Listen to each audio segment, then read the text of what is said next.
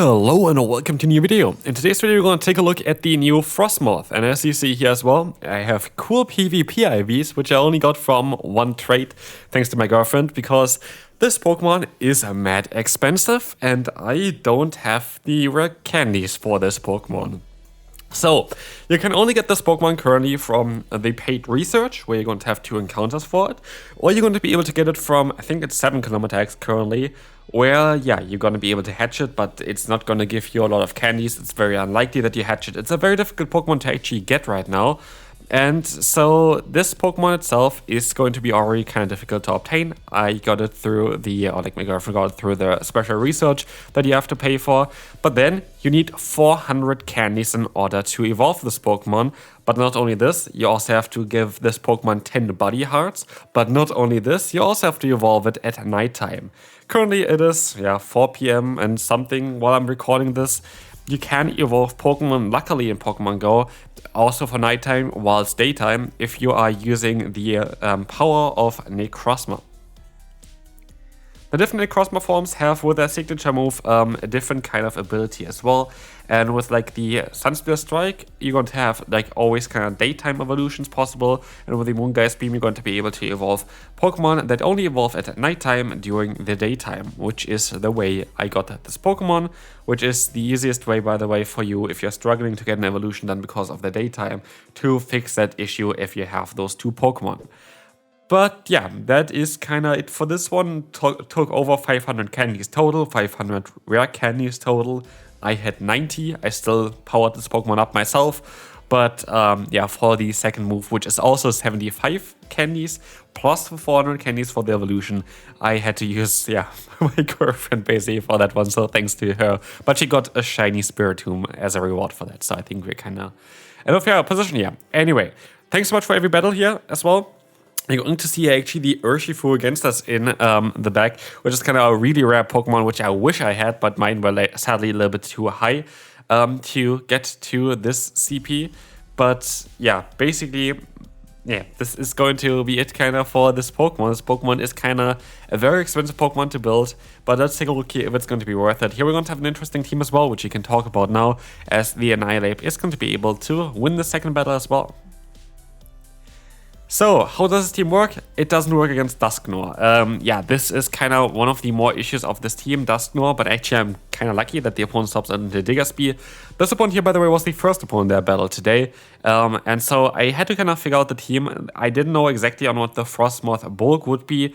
Frosmoth is an interesting Pokemon. Having access to Powder Snow and Icy Wind is actually a really good combination, as you're going to be able to especially win a lot in the 2-shield scenario, making you artificially a little bit bulkier thanks to the Icy Wind is kind of cool. And then you have Bug Buzz as well as like a coverage move. I have never used Bug Buzz, I only have used the Icy Wind on this Pokemon. This Pokemon also would learn the move Hurricane if you want to have a little bit of flying type coverage against fighting type Pokemon. But with the damage output that this Pokemon already has, I don't think it's really necessary. So, here we will see the first time Frosmoth, for myself at least, in action. I know it's already the 3rd battle, but this is the first battle that I actually played. It's always kind of randomized. What we see here already is that Astonish is doing some astonishing damage. We will see here as well that we have the Icy Wind now, but the opponent still gets to another move, and after 2 Shadow Punch baits, they actually still get to the Dynamic Punch and one-shot us.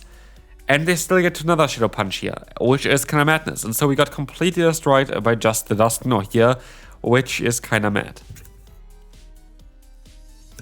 Next opponent, we're going to have here the Venusaur in the lead. We're going to start out straight away into our Lapras, because we have here the fast move pressure that is super effective, which is cool. We have a bit more bulk. We cannot take a hit here, of course, we still have the shield. But still, it's generally better to play it out like this. We can go ahead and go for the Sparkling Area. And with this, we are going to be in a position now where we are going to get the shield. That's cool. We can go for another Sparkling Area soon as well. We have to invest the shield here if we want to kind of get alignment or get them insanely low. And so we can go for the Sparkling Area to try to knock them out here. They very likely let the move go, I think. They do let the move go. And they swap out into their Quagsire. Very smart play because, I'm forced to go for a charge move here.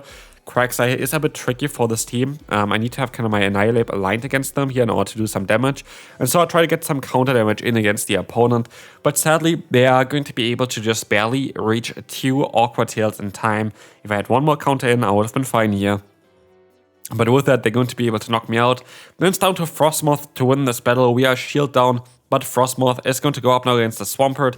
The opponent catches the move onto the Venusaur. If I called the catch here, I would have been in such a good spot. I would have been able to fully farm them down, had then nearly 2 icy wins against the opponent's Swampert, which would be lovely.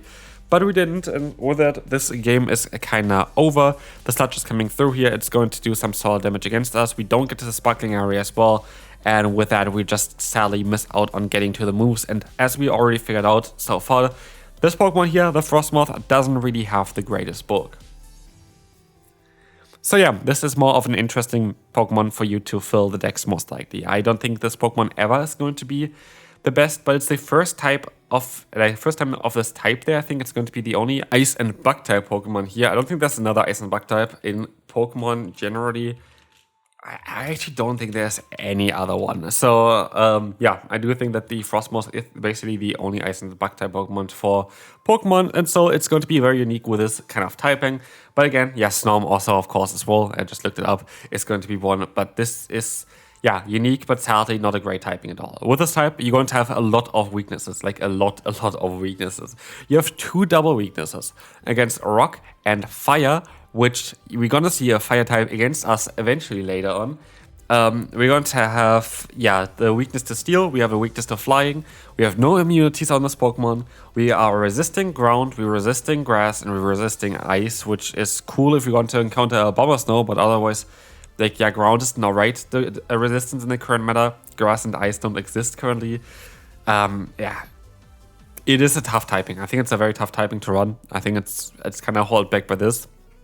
And again, in the main series games, this Pokemon actually still has a bit of potential, but it's all down to its ability, which of course doesn't get translated in Pokemon Go. By the way, here we're going to lose against Icelandic Lapras with a Lapras. Shouts to you, by the way, very cool opponent there as well. Battled them in, I think Dortmund was, lost against them as well in like 3 super close battles that all went to timeout, which was kind of funny.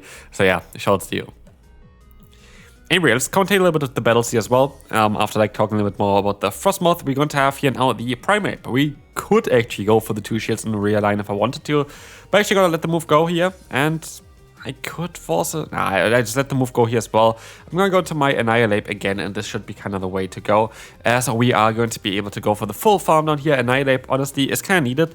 Annihilate is here in order to counter those Rock-type Pokemon. We have the Lapras to bait them out, and we also have, of course, the Fine type answer as well with the Annihilate here for ourselves.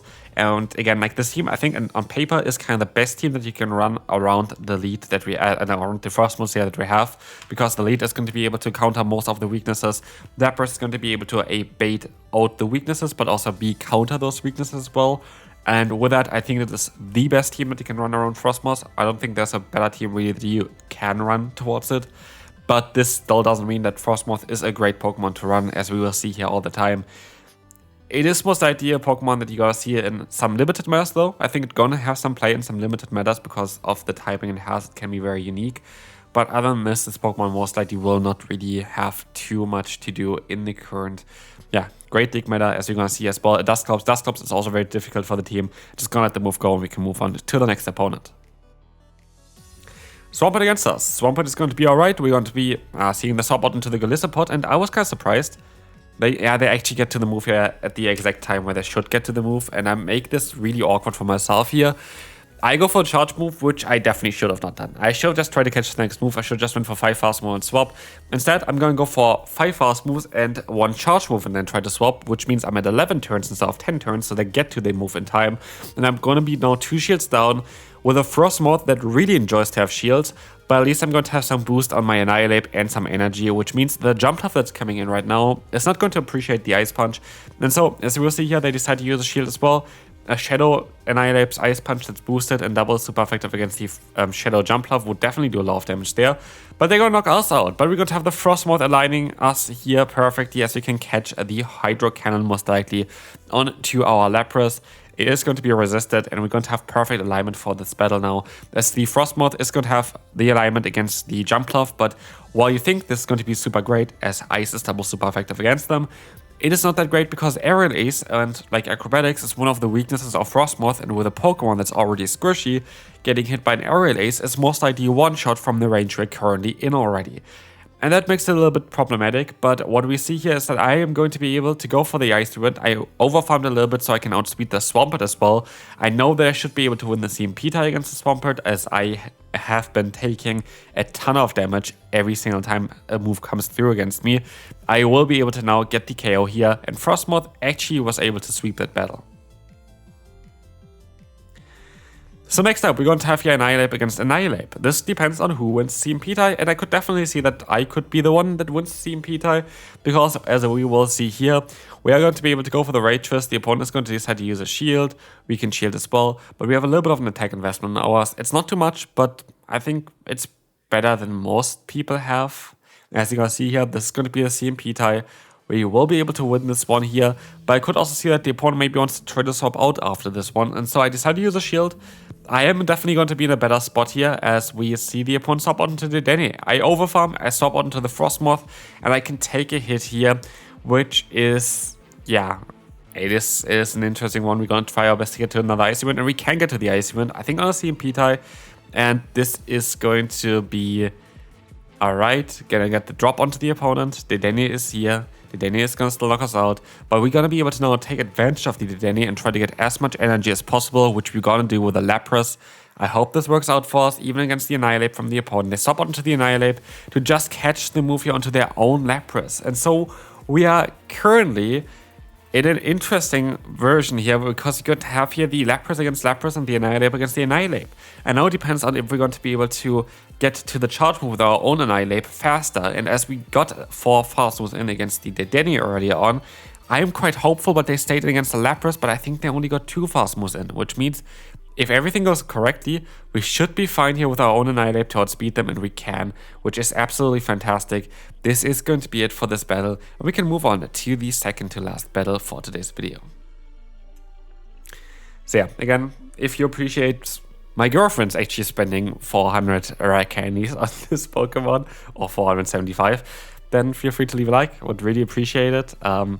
Yeah, again, I'm always trying to get the content on as soon as possible. Next week, we're going to have the Shadow event. I'm sadly away for the next week. I am gonna try to still do the Giratina, but the rest I will only be able to cover afterwards. So yeah, sorry for that one. But yeah, as you see already, for this channel, I always try to do every single new Pokemon as soon as they come out. But currently, I've done not really a lot of raids, which kind of means I don't really have a lot of rare candies, which is kind of unfortunate for Pokemon like the Frosmoth, which are locked so yeah, behind eggs and then behind 400 candies. So even if you're gonna get this Pokemon from an egg, it will most likely take you quite a long time in order to actually get this Pokemon fully maxed out and done for LilyKatchum GO Battle League. And then again, you don't really want to. But as promised, there's a Fire-type Pokemon in today's video against the Frosmoth, and it's going to be Typhlosion. And let's take a look all together on how much one Incinerate going to do. Yep, it does basically as much against like a Shadow Scissor there as well. So yeah, very similar thing there. Double, yeah, super effective. Incinerates are a bit too much. And so I kind of want to take a look now at the final battle against a good friend, Captain Abcrush. Yeah, long history to be fair, from Twitch still. When I started, like one of the earliest supporters of mine. So shouts to you, will never forget about that. Yeah, thanks so much. Shouts to you, like lovely person. But anyway, we're going to be able now to go ahead and go into our Frosmoth. We're going to be able to farm down their Drifblim. And as we will see here as well, we are going to have the Steelix coming in, where we're going to be able to go ahead and try to go for some Icy Wind damage against the opponent, trying to drop the attack a little bit. And now Frosmoth all of a sudden actually can use a little bit of the bulk that it gains from the Icy Wind and can take another hit and gets to another Icy Wind. So Frosmoth actually did something.